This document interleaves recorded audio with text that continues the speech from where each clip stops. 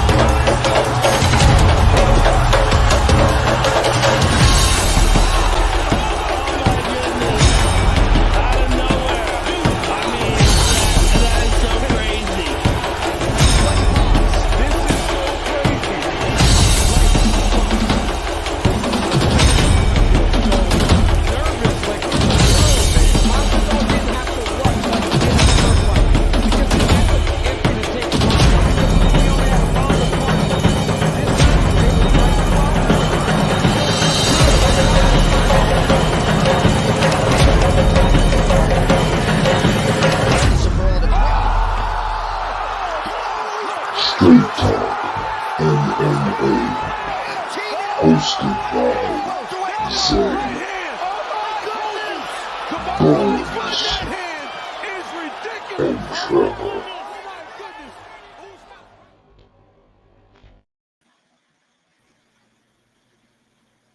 What's up? What's up? Yo, What's going on with you? not much. Excited for the weekend. That's what's up. That's what's up. Welcome everybody to another episode of MMA Reviews, Straight Talk MMA. We are here today to review UFC 293, Adesanya versus Strickland. What you drinking on, bruh? Right now, I got a Bud Light margarita. Actually, pretty cool. Cool. What you drinking on? Same old vodka on the rocks. I also got some Smirnoffs too. Here you go with the mixing and matching. So overall, I'm gonna just start off by saying, on paper, this isn't the most exciting card. I feel like the UFC has been delivering straight bangers when it comes to the pay-per-views lately, but I mean, this one I don't have too many expectations for. That being said, let's see if this supersedes the expectations, because sometimes, it's always, I ain't gonna say always, but sometimes it's those cards that you don't expect much from that over-deliver. Yep. I think it's going. Like you said, the card itself. If you look at it on paper, a lot of names don't really jump out to you. But I think overall, when it's all said and done, they're gonna keep the streak rolling with another banger. I know the crowd gonna be into it. They definitely got city kickboxing all over the card. So, Yeah, I want to touch on that a little later too. All right. But reason why I say low expectations is because I mean, if you look at the what's up, sis? By the way, thanks for tuning in. But if you look at the main card, you don't see too many numbers by people's names. And as far as name value, it's not a whole lot of big names, big stars on this card. But I mean, at the end of the day, a fight is a fight, and it don't matter what your name is, it could be good. So, oh yeah. As soon as you pull up that screen, we can get started. All right.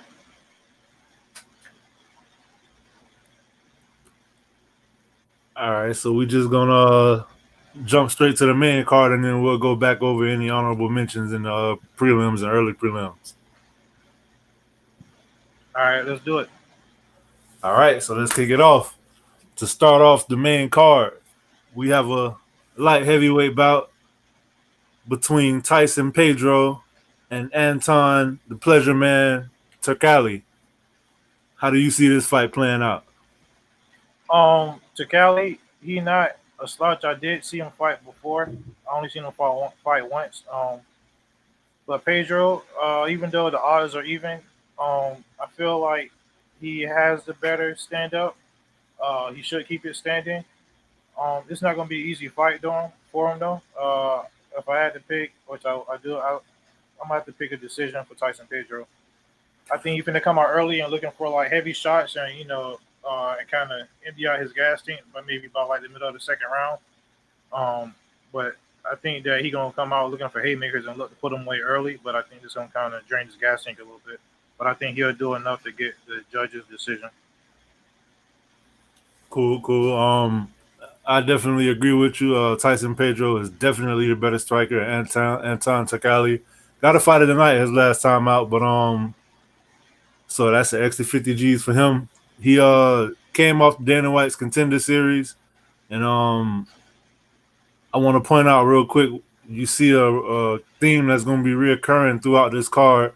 Aussies and New Zealanders littered throughout the card because of where are they? They're in Sydney, Australia. Right? Yeah, Sydney, Australia. So the crowd will be hyped. I think this is their first time there since, believe it or not, UFC 193. And you know what happened in UFC 193, right? Oh yeah, that was Ronda Rousey versus Holly Holm. The shot heard around the world. Headshot bang. All right. But with this fight, I feel like it's typical striker versus grappler. I expect Tyson Pedro. I mean, I feel like the odds are even just because, you know how it is when you got a striker versus a grappler. Usually, the grapplers, the threat of the takedown stifles the striker's weapons, and it kind of make them hesitant because of the fear of the takedown. But I feel like Tyson Pedro's experience will definitely get him to win in this fight. He could possibly finish him in the late second, early third. If not, it'll go to a decision. But honestly, I don't really think this fight is going to be that exciting. Tyson Pedro, I feel like overall, I mean, I would consider him a veteran now, but I would say overall throughout his career, he's kind of under-delivered. Wouldn't you think? Yeah, when he first came in, he was supposed to be, I ain't gonna say like the next big thing, but he was definitely, I would say, a high prospect, and he kind of under delivered, and then he had like a second shot at it, and I would say like this is kind of like his third, go at it. I would say a third go around. So I would say that he's kind of put in that gatekeeper status now. I feel like he kind of trapped himself into gatekeeper status unless he can do something real impressive. Because, I mean, you see they got him fighting somebody with only their second UFC fight. So, yeah. Yep. So that's just how I see it. I feel like, like I said, the reason why I would say it would go to a decision is just because even though he's a veteran, he's not really a finisher. And I feel like he has so much to lose that he might try to play it cautious. Because if you lose to this guy, then I mean that's going to look real bad on his career. So that's why if Tyson is a veteran, why would it go to a judge's decision? Yeah, that's why I was answering that question. Yeah, we basically kind of going off of his history too. Like you said, he's not really a finisher. If you do win the fight, it is going to be a knockout. But we just kind of going off his history, And plus, I feel like he's going to empty out his gas tank trying to go for the knockout early too, and that's going to play a major factor. All right. Anything else you want to add on this one? Nah. All right. So moving right along to the heavyweight division, we got Justin Badman Taffa versus Austin Lane, former NFL. What was he? A defensive lineman, first round draft pick. Yeah. For the Jaguars. First off, I want to say shout out to Justin's Taffa brother, Junior Taffa. He had a knockout, I believe that was about 2 weeks ago, and a nasty knockout. He's also a heavyweight. Both of these guys, both of their brothers, they're real good kickboxers. This fight, I feel like this fight is definitely not going to go to a decision. This is also a rematch. These two fought before, but Austin Lane, I believe, did he suffer the eye poke? Nah, he poked Justin Taffa 29 seconds into the fight. Yeah, he poked him, so the fight was basically stopped because of that. But Justin, he's the stockier, like shorter, heavier guy. Austin Lane, he's much taller. He got that DN build to him. Austin Lane, he was on the Contender Series. He lost to Greg Hardy, got knocked out by Greg Hardy, and then viciously. he went on the independent scene and won, I believe, four or five straight. So I don't want to hold that too much against him. He's showing improvement, even though that was on the indie scene.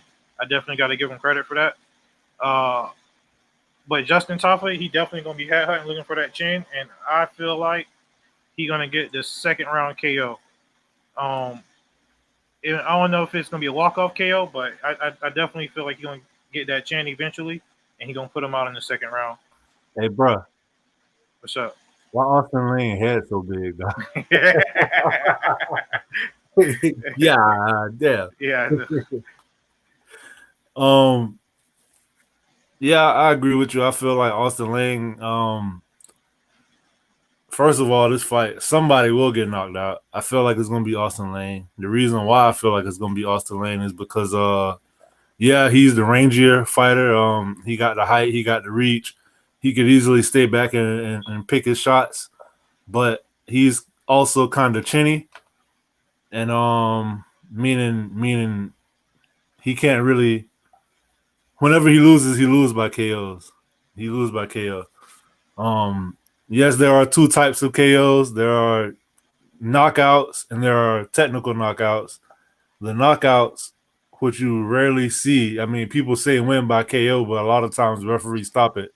When you get knocked out like a regular KO, you lose consciousness. You go to sleep into the shadow realm. Yeah, chinny meaning like he suffers a lot of knockouts. He can't really. If he lose, he gonna lose by knockout. Like if he win, he gonna win by knockout. But he's susceptible to being knocked out. Like especially Justin Taffa has a lot of power in his hands. So one thing I noticed about him, even though he has the reach on most of his opponents, he like the if I could steal a phrase from Teddy Atlas, he like to wait for his receipts.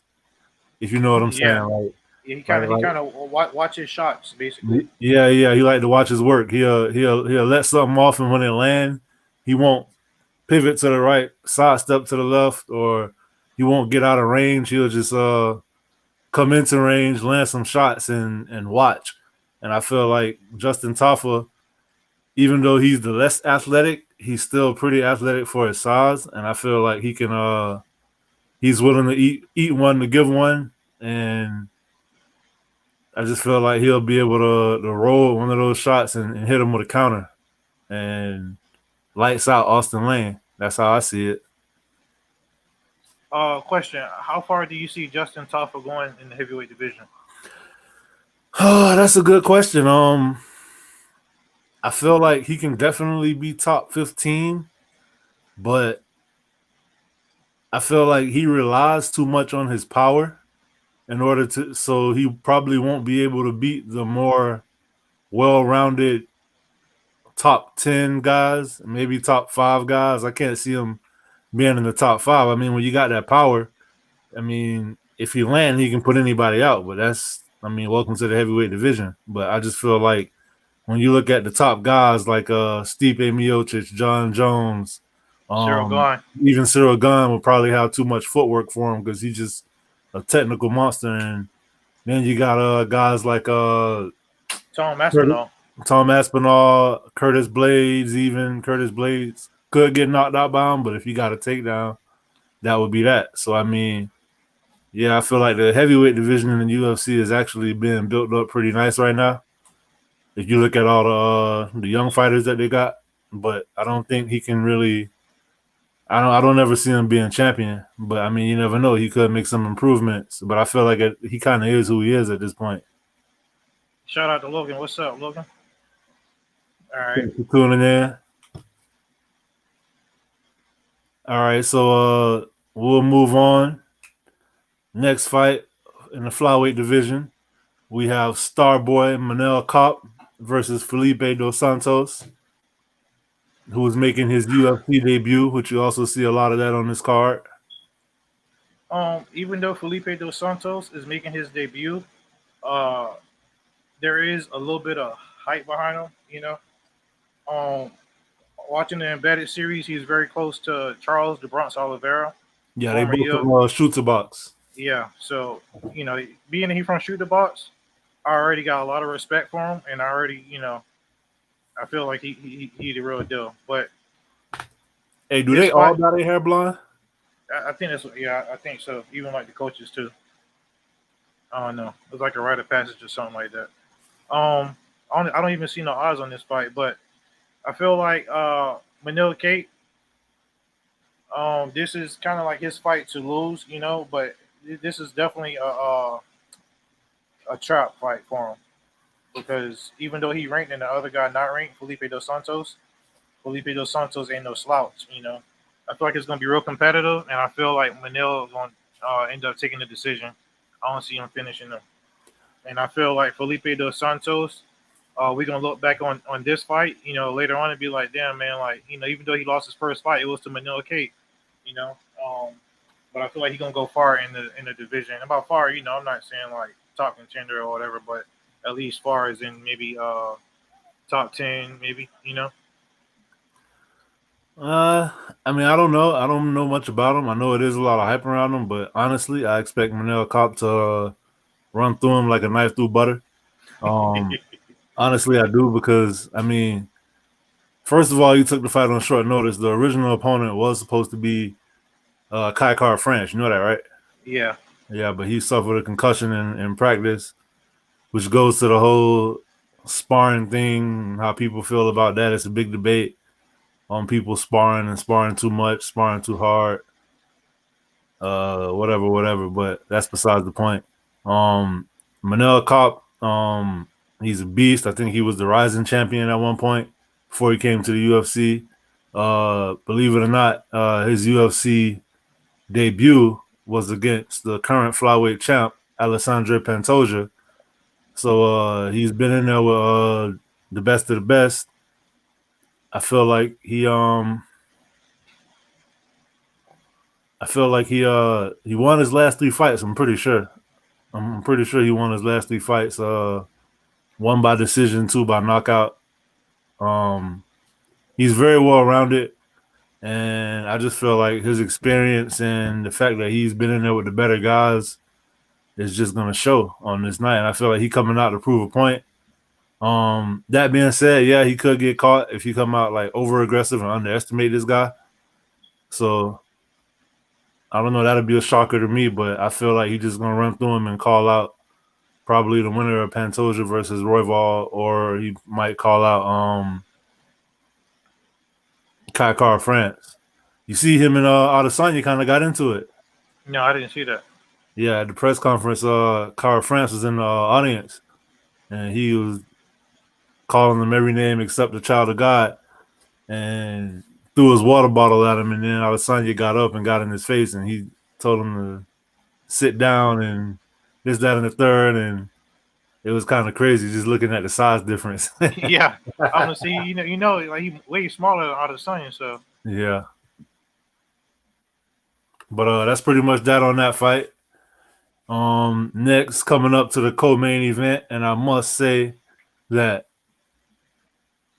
the only reason this fight is a co-main event is because it's tied to Ivasa and in Australia. But this is not, in my opinion, on paper, a pay-per-view caliber co-main event. So, but anyway, you got Bam Bam tied to Ivasa versus Drago Alexander Volkov. for me, I'm biased because I'm a tied to a Vasa fan, and I feel like this is worthy of a cool main event. All right, so this fight, I'm real nervous for because I am such a huge Taito Vasa fan, and he's literally one of my favorite heavyweights fighting right now. But he's been on a recent kind of skid, and you know, after he lost to Cyril Gane, me and my brother was talking, and we were saying that we hope that he takes some time off because not only did he get knocked out, but he took a lot of damage in that fight. And the fight he fought like 2 months before that against Pavlovich and got knocked out brutally in that one too. Yeah, and then so he lost that heavyweight title fight, and then he took a fight right afterwards, and he got knocked out in that fight. Um, he's definitely the shorter guy, and he's definitely going to try to look to find his way inside and look for that chin of Volkov, the way Derek Lewis did. But I feel like Volkov is going to stay at range. I want to pick Tai Tuivasa real bad, uh, but really Volkov should win this fight. He should pick him apart using his jab and everything. And I feel like he should be able to stay at range because he's not like Stephen Struve where he don't know how to use his height. He's actually pretty good with it, and I feel like it can be a teep kick, up the middle or a kick to the body or something like that.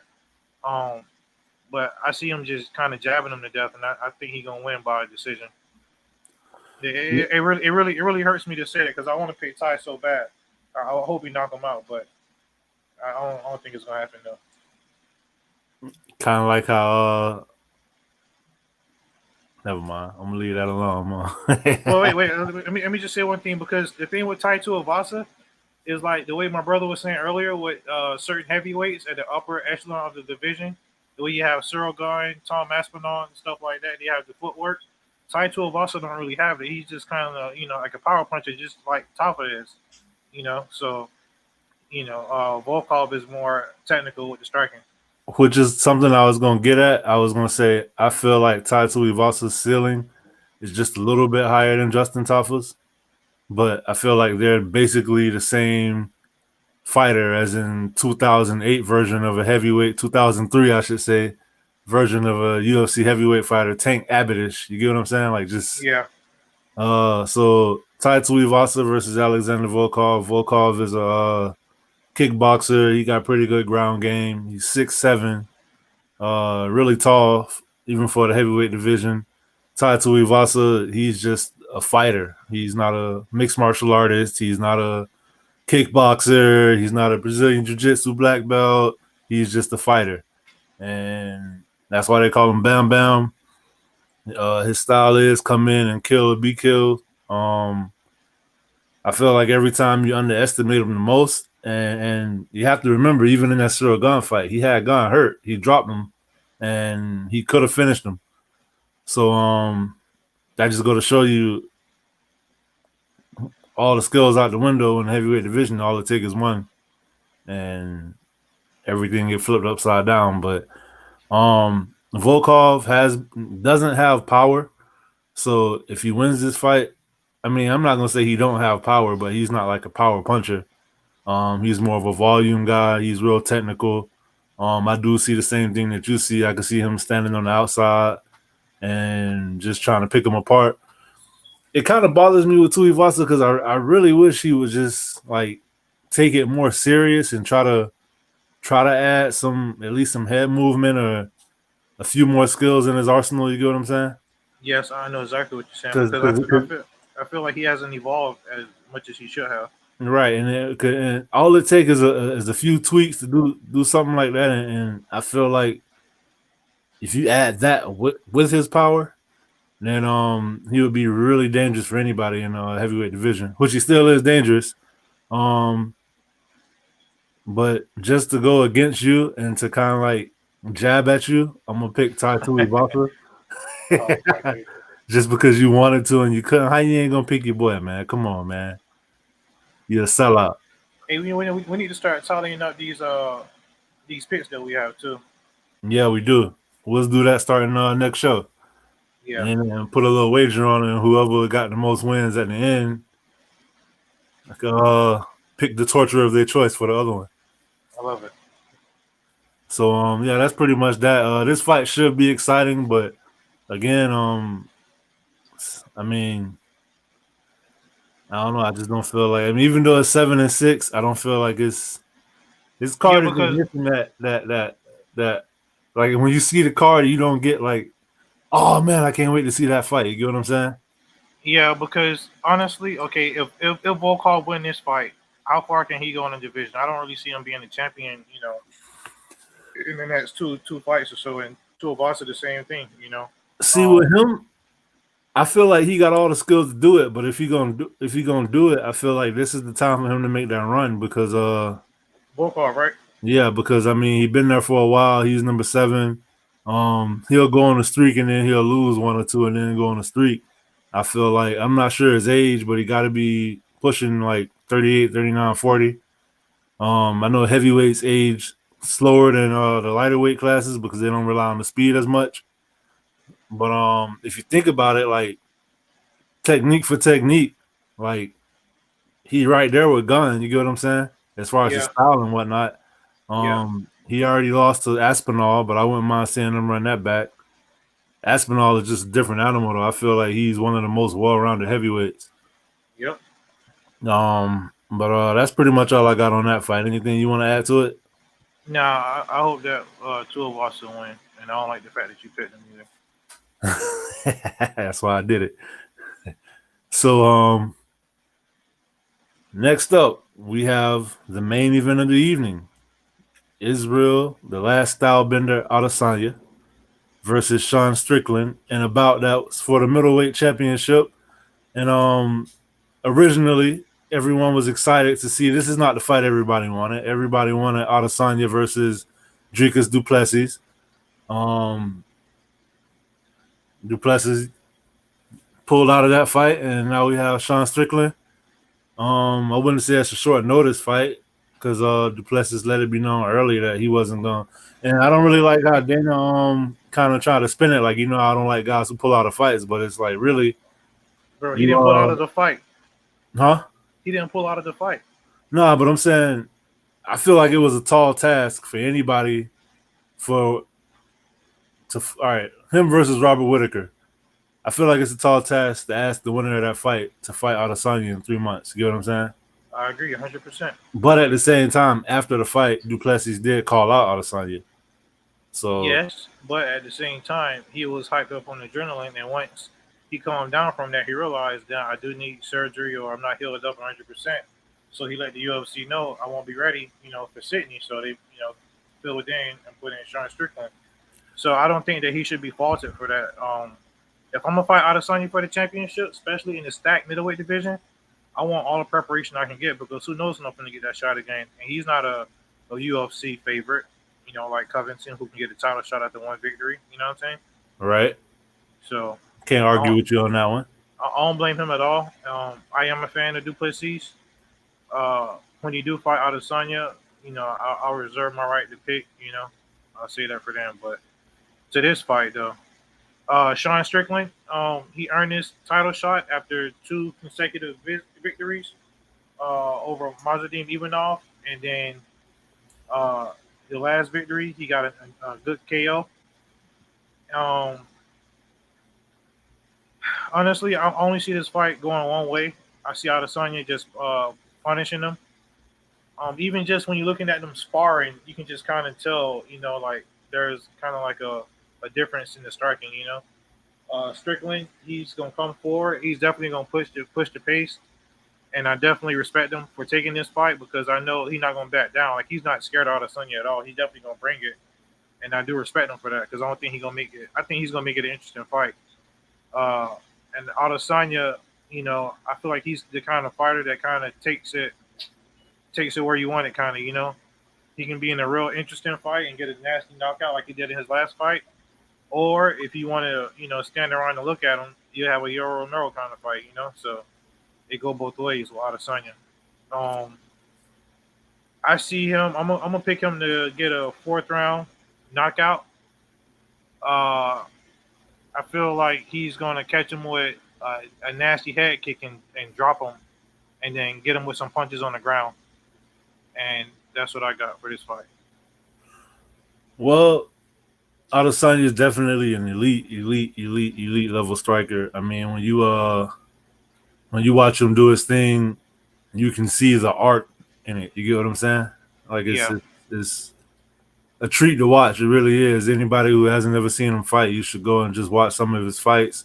Sean Strickland, he's just more extremely unorthodox. Got his own little quirky style. Definitely don't back down. He's a volume guy, not really a lot of power, but he will put you out like due to the volume. Um, he likes to keep it standing, but I feel like if he has a chance in this fight, he's gonna have to make it ugly like a brawl, or B, like incorporate some wrestling. Apparently, from what they say, he's been taking down Magomed Ankalaev with ease, who's a light heavyweight, and sparring and whatnot. But I mean, I don't know if that's going to translate to the fight. Adesanya, he's very good at You know what I noticed too about Sean Strickland? What's up? He bites on almost every feint that you throw at him. And I feel like that alone does not bode well for this fight against Adesanya, because Adesanya is the type that'll literally set you up and get you to be where he needs you to be to land something that he got in the chamber. You get what I'm saying? Yep. And that's just the beauty of his style. But I feel like this fight, I'm wondering if Adesanya is kind of underestimating Sean Strickland. I feel like this fight has the potential to be extremely slow-paced and boring if Sean Strickland don't just get reckless. But if you get reckless, then you know what's going to happen. Because I feel like if you don't get reckless, you can't point fight Adesanya. And Adesanya, I know he's not going to just go and I feel like he's too smart and he want to hold on to his belt too bad to just like make a mistake like how Aljo did. You get what I'm saying? Yeah. Like he don't really care what the fans think, if you enjoy it or not. As far as the fight itself, all he cares about is walking away with that belt. And it goes back to, like you said, the Yo Romero fight. If you're gonna play it safe, he's gonna play it safe, and he'll pick you apart from the outside and try to frustrate you. And if anybody like gets frustrated and throws the game plan out of the window, it won't be him, because he can win the fight that way. And so that's how I see this fight playing out. I feel like it's gonna be Adesanya by decision. I feel like Sean Strickland is gonna hang in there for the whole fight. I feel like he's gonna make it a lot harder than people think he is. But looking at those odds, I might have to sprinkle something on Sean Strickland just in case, because you never know. It's 293 at 193. Everybody said the same thing about Holly Holm versus Ronda Rousey. Ronda Rousey delivered that head kick. Everybody said the same thing about Valentina Shevchenko a few months ago. Look what happened to that. Chris Weidman, Anderson Silva. My point is, anything can happen in the fight. And so, I mean, Buster Douglas, Mike Tyson, you can take it back as far as you want. Anything can happen in the fight. And I feel like when a fighter enters the contest, any competition that you enter into, and it's harder than you expected it to be, I feel like it kind of like messes with your head a little bit. And so my money, I'm probably gonna put some money on Sean Strickland just to see if I could quote unquote like rob the bank, for lack of a better words. But I mean, I feel like we all know Adesanya going to win this fight. How much damage do you see Sean Strickland taking? Because from what it sounds like, I feel like you're thinking that it's going to be more of a boring kind of fight, more of a Yo Romero kind of fight. Hold on, somebody just put some. Strickland has no chance. He either tries pressure boxing Adesanya and gets finished, or Strickland is scared to engage and loses an awful fight by decision. Uneventful fight by decision. Oh yeah, that's my fear too. It's gonna be a boring fight, but yeah, that's pretty much like MMA betting. I pretty much see it the same way you see it. Strickland won't win. Don't even put money on it. He possesses no power, threat. Can't even give him a puncher's chance, respectfully. I love it. I love it. But with that being said, you never know. You never know.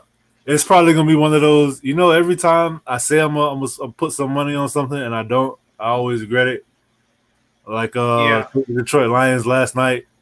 That's still everybody's still reeling from that one. Take Demetrius Johnson versus Henry Cejudo too. I knew I should have bet on that. Rose Namajunas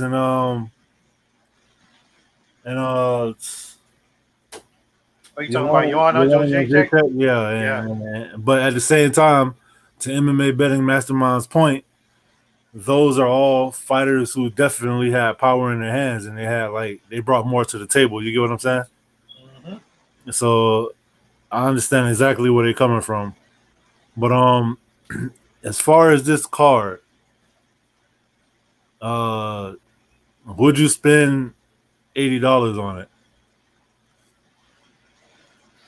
Nah, honestly, the only fight that Like if you had to just come out the pocket by yourself nah, Saturday night, you all alone, you want to watch the fights, you gonna spend your money on it, or you gonna go to like a sports bar, or I you will go. just Yeah, gonna say I'll catch it later? because I'm taking out my bias MMA, like love and stuff like that. But no, I wouldn't do it. I would go to a bar because like there isn't one fight on this card where I'm like, oh man, that's a banger. I need to see that I fight. got it exactly. And MMA betting mastermind, not up to par with usual pay-per-views. I agree Yeah, with you 100% on that. yeah. I think we already spoke about it. How they had this deal already set in place with Adesanya to fight and all that kind of stuff, and they basically just catered to the Aussie crowd and just got the whole city kickboxing fighters fighting on the card. Hey, betting mastermind, be sure to hit that like and subscribe button, please. Yeah, But you know why the UFC doesn't care? because they're gonna get a lot of money. Before this card was even put together, this shows how big of a star Adesanya is. I know we can have the argument with Trevor all day, but in the MMA Superstar. world, he's a star just because when they signed this deal with Sydney to come 3 times in the next 4 years, Sydney said we need Adesanya on the main in the main event. They promised him Adesanya before they even had an opponent for him, and tickets sold out before the card was even put together. Yep. And so in a way, they kind of screwed themselves over because it's like, oh, y'all already bought the ticket, so we can give y'all whatever. But at the same time, they're going to be happy I was just gonna say that. because they got all these Aussies and New Zealanders on there. Even though Izzy is from Nigeria, he lives, trains in New Zealand, and I feel like if Kai Car France would have stayed on the card, that would have gave it a big boost because Him and Manil Cape, I would have been excited to see that. yeah, exactly. That would have been probably fight of the night. Also, one thing I want to say too, this remind me of the Canadian card with that was with Mike Malott, yeah, and it had Amanda Nunez in the main Jasmine event. Vicious, and Yeah, but Mark Andre Barriault. but at the end of the day, when we did the review, even though the main event fell flat on the face, we was excited up until that point because the card, it delivered. And I feel like with this one, even though it's in Sydney and to us it's not as appealing, they're gonna pop, real good for that, over there, and and a lot of times that makes the view better. Yeah. And real quick, MMA betting says been following for the past month. I lurk on my brother lurk on. Appreciate it. Trevor, international shows always do well. It's the domestic numbers that matter. Look at AEW. You have a very good point there. Yeah. I do want to touch on a few of the early prelims and the prelims. If you could scroll down for me. No fights I really want to like go down some more. Go down. All right, that first fight, Kiefer Crosby and Kevin Jousset. That's two guys making their UFC debut. Shane Young, another New Zealander. Fight before, I feel like. Yeah, I've seen him too, but I can't really like remember any of his fights off the top of my head. So I mean, I don't really know what to expect in that one. I think Gabriel Miranda is also making his UFC debut. Go up some more. I really wanted to talk about this Blood Diamond fight versus Charles Radke. Yeah. Because Radke's making his debut, but Mike Blood Diamond, from Zimbabwe, trains at City Kickboxing in New Zealand. I feel like this is make or break for him for the simple fact that he was a highly touted kickboxer, but when he came to the UFC, he's lost, I think, all 2 or 3 of his UFC fights, and I feel like they're keeping him around because he's a city kickboxing guy. But now he's put to facing somebody who's making their debut as opposed to facing gatekeepers. So it's like if you reach gatekeeper status in your 3rd or 4th fight, I feel like your job is on the line. You get what I'm saying? Yeah, and also I never knew his first name was Mike. Right? I You just could've kept with bro. Blood Diamond. Yeah, because all the years I've been following him, I just knew him as Blood Diamond. I never knew him as Mike. I never knew his first name was Mike.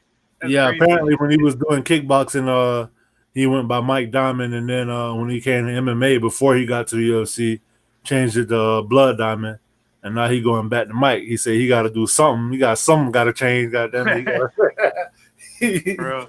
Nasrat Hack Perez versus Landon Quinones. That fight is I'm interested in that fight because Landon Quinones was on the Ultimate Fighter. That just the season that just wrapped up. He was Team McGregor. He was one of the what did they have? Up and comers versus vets. Yeah. He was one of the up and comers. Okay.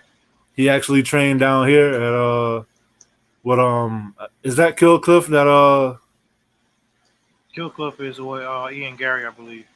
is that also where Chandler trained?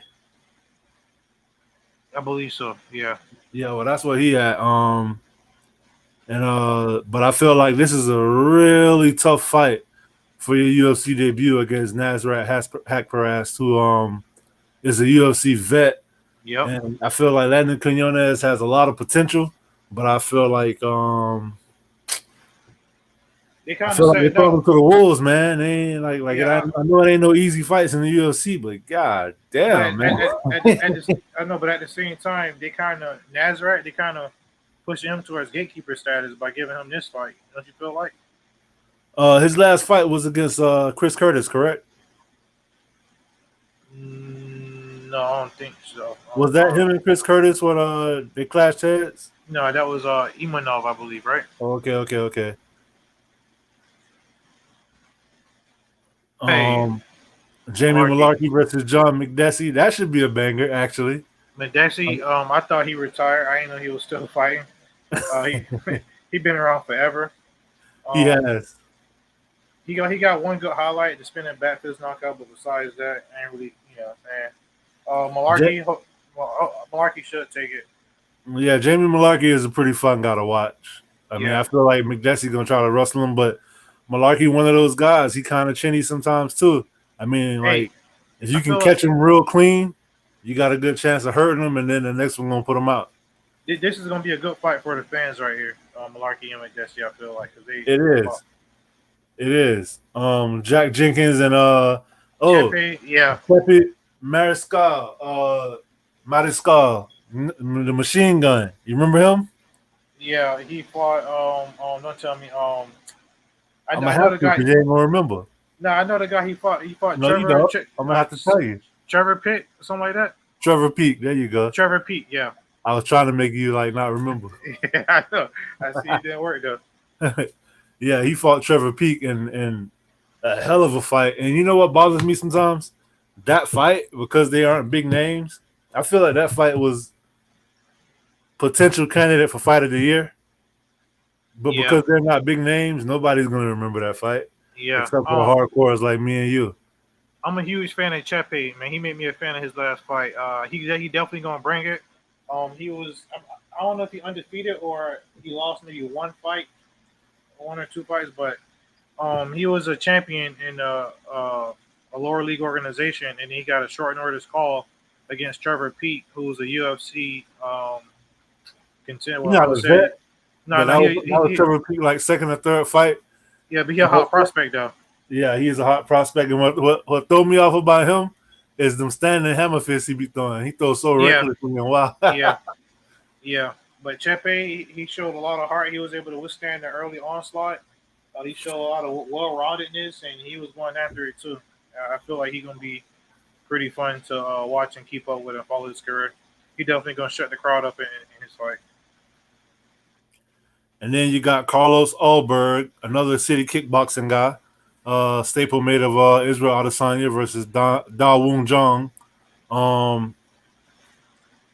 I feel like Carlos Ulberg should take this one. Da Woon Jong, he's one of those guys that like he wins some, he lose some. Yeah.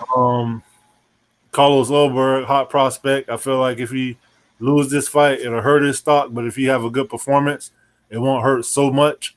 I think he's 3-1 in the UFC so far. I feel like you see where they got him on the prelims and in New Zealand. I feel like an impressive win on this one. Yeah, I feel like his last fight was he opened up the card against the night that Dustin Poirier fought Michael Chandler. Okay. I probably watched that card like 12 times, top to bottom. But yeah, he opened up that card and he really set the tone for the night. That was a hell of a card. But yeah, I feel like so he opened up that card from the early prelims. Now he the last fight, the main on the prelims, so to speak. So I feel like if he win this fight in impressive fashion, then he'll end up moving up to like you know what's crazy? What I just realized? He's never fought. Every fight he's had has been on the pay-per-view. Yeah, he's never been on the fight night or nothing like that. That's how you know they're trying to give him that push. Yeah, I don't think he gonna.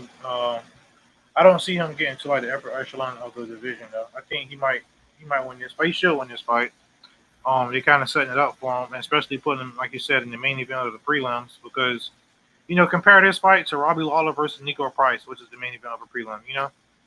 So yeah, but I mean, I feel like we already established they just catering to the audience over there. Hey, scroll back down. I want to see how many Aussies on this card. I feel like it might be one in every fight except for one. Go to the early prelims.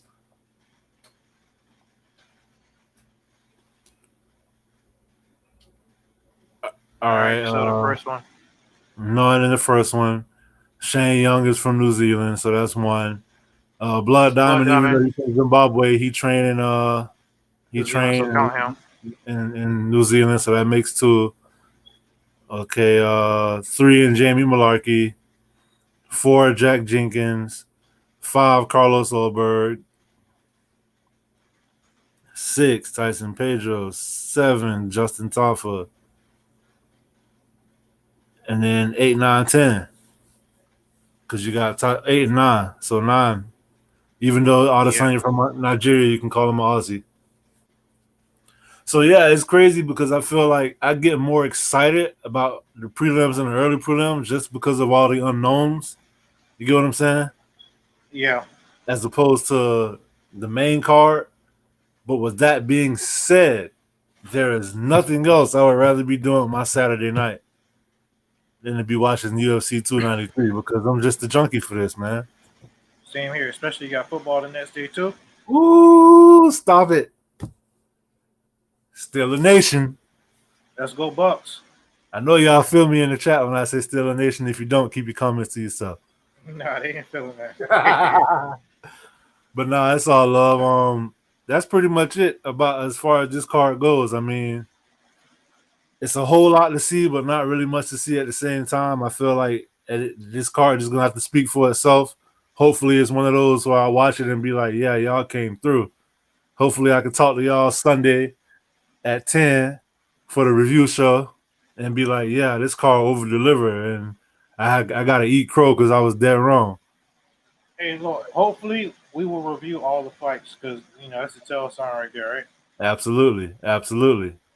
So overall, with this card, what's the one thing that you can't imagine happening, and what's the one thing that you?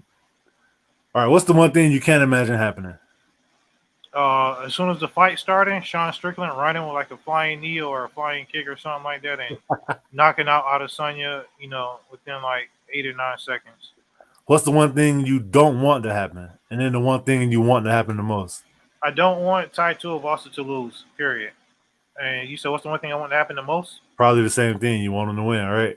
I mean, if I had to choose between do I want Adesanya to win more or Tuivasa, I would give just a slight edge to Adesanya, but I don't want neither one of them to lose though. I And honestly, you know that'll make me if Ty Tuivasa can win, that'll make my night. I'll be happy because I mean I don't want to be dramatic or whatever, but his career kind of I don't want to say on the line, but I don't want him to I don't want to see him as gatekeeper status. You feel me? right. You know, You'll be happy till about 4 o'clock Sunday. no.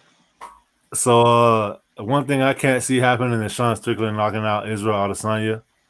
The one thing I don't want to happen is for this card to be a snooze fest. And I feel like the one thing you don't want to happen and the one thing you want to happen the most is pretty much the same question. So Yeah. I'm gonna just leave it at that. I think that's pretty much it. Anything else you want to add? No, I'm in the same boat as you. I don't have too high expectations for the card, but I'm hoping that the UFC keep the consecutive pay-per-view banger streak going. One more question. So, You see how they got all these every time somebody from City Kickboxing fight, they have like 3 or 4 fighters on the same card, right? yeah, they always have all their teammates fighting too. Yeah. So what do you think that does for like what type of atmosphere do you think that created in the gym? All right, I'm gonna give you an example. Remember when Anthony Pettis and his brother fought on the same card, and then his brother lost, and then he ended up losing in the main event. Yeah. And the interview afterwards, he said that he would never do that again because the fact that he's seen his little brother lose, it mentally, like he just kind of put him out of place. You feel me? That's happened more than once too with those two. Oh yeah, but yeah. So you're taking a big chance, with stuff like this. But because what if out of all these city kickboxing people, all of them get knocked out? That's not gonna happen. But hypothetically speaking, and then this Adesanya turned up, and you're like, damn, we all train together, we all got the same coaches, they all just got knocked out. So what's gonna happen to me? Hey, but I mean, at the end of the day, Blood Diamond be on a lot of these cards, and he always lose. Yeah. So I mean, they might have to have that conversation with him. I'm kind of interested to see. And Kai Car France would have been on this card too. Yeah. And I hear Brad Riddell might be coming back. Oh, okay. And also, just a little bit of news. You heard who jumped back in the testing pool? Not my boy. Nah, not your boy. Who? The Irish Dragon. Irish Dragon? Yeah. Who you talking about? Ah, come on, bro. Don't do that. I can't think right now. The Irish Dragon? The Irish Dragon, Paul Felder. Nah, for real? Yeah, man. Wow. I mean, I'm happy, but at the same time, I don't know if I want to see him fight. I want to see him fight because it's going to be entertaining. I don't want to see him lose. Yeah, but I don't know who he's going to fight, but he said he coming back for one more definite retirement fight. And so I feel like they're probably going to have a card coming up in Philly somewhere. And I feel like that's probably why Sean Brady stayed on the shelf. Stayed on the shelf after he healed up from that staph. I feel like that's why he stayed on the shelf, and I feel like that's why Paul Felder coming back. I feel like they're finna do something in Philly. They just haven't announced it yet. And also, rumor has it that UFC 305 will be in Miami, right in our backyard. So, if that happens, man, it's gonna be hard not to go. Yeah, I know, right? Did you hear about UFC 300? Apparently, Ronda Stop Rousey. Stop it. Hey, listen, I'm just reporting the news, man. Apparently, it's not like official or nothing like that, but there is a little rumor that Ronda Rousey will be coming back, for UFC 300, or she's thinking about coming back to try to fight for the title, which is atrocious. It shouldn't happen. I hope it don't happen because it is so unfair if she takes all those years off to go to the WWE and come back and get an immediate title shot to fight Juliana Pena. If you're Oh, so you just automatically crowning Juliana? No, I'm just saying that Ronda should get an immediate title shot. You Because said most likely against Juliana Pena when that belt is vacant. Yeah, because I'm thinking that's the fight that they'll make for the vacant belt for Amanda Nunes belt. Oh, you think they'll hold it off that long and I keep the don't know. I division mean, just up in the air? hey, Trevor said she'll get destroyed. Yeah. She would, and that's what I was gonna say. Anybody who's a Ronda Rousey fan, I mean, even me, I might be looking through my fingers like, oh. Yeah. The game, the MMA game has evolutionized so much, and I just feel like the game kind of passed it by. The days are gone where you can just start the fight off and get the headlock takedown and get an arm bar in 30 seconds. You know what I'm saying? Speaking of MMA games, come get some. UFC 5, what's up? UFC 5 coming out. I like how you just kind of like bobbed and weaved that. All right, but anyway, we got the review show, 10 o'clock Sunday morning, and then also you got the football review, the Dolphins and Chargers at 7:30 at night. Trevor gonna get you. And then you got Man Talk Monday, which is every Monday. I believe it's around 6:30. 6:05. Man Talk Monday. Tune in every Monday for Man Talk Monday, 6:05. Those be some of the best shows, and I swear, I be in the martial arts studio with my daughter, and I listen along, or sometimes I listen afterwards. Most of the time, I listen afterwards because I be trying to tune into what she got going on. But it's like I hate when I miss it and I listen afterwards because I be wanting to leave live comments on some stuff that I hear. But it's like, damn, ain't nobody gonna see this. Like, yeah. So definitely, Man Talk Monday, every Monday at 6:05. Like I said, we're gonna review whatever happened at UFC 293 on Sunday at 10 o'clock right here on the same channel. Got to do it early so we can get ready for opening Sunday of the NFL season, and then immediately after the Dolphins game, tune in right here for a little post game review. They're not just gonna review the Dolphins. You might have a few people who got different teams coming in to review. Yeah, I'm gonna stop by and whatnot. I'm gonna stop by and talk about. I'm gonna stop by and talk about the victorious Buccaneers beating the Vikings. And I'm gonna stop by and talk about our top tier defense in Pittsburgh over there. Honestly, I mean, I'm not really concerned about the win or the loss because I feel like it's okay to lose to San Fran. I'm just trying to use them as a measuring stick. And then if we win, that's going to be a plus. But it is what it is. I appreciate y'all for tuning in. Hit that like button, smash the subscribe button, and we out. See you Sunday. Peace. If you want to be the best, you got to beat the best, and the best is blessed, baby. All right, gentlemen, we've been over the rules. Protect yourself at all times. Follow my instructions. Keep it clean. Touch gloves if you wish. Let's do it.